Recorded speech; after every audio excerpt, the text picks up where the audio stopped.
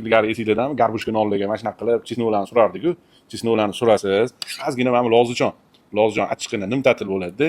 Mana bismillahir-rohmanir-rohim. Mana qarang, xil bo'lib ketganda iliklarini qarang mana buni. Ustidan ozgina xashi suvdan yurg'izib yuborasiz-da. Ko'ryapsizmi mana buni? Qarang, jonon bo'lib ketganda, keyin buni sekin ovurasiz. Bu ishtaha ochadi-da. Bismillah. Bu haqiqatan kollagenga, jelatinga, vitaminga boy bo'lgan taomlar-da. Hozir shunaqa zamon keldiki, kimika to'la ovqatlar ko'pda ko'chada. O'shana ovqatlarni yemasdan iloji bo'lsa haftada bir marta, bir oyda bir marta shunaqa ovqatlarni yeyishni tavsiya qilardim. Bu reklama o'rnida ko'rmaysizlar, tavsiya. Ovqatda qoni shifo.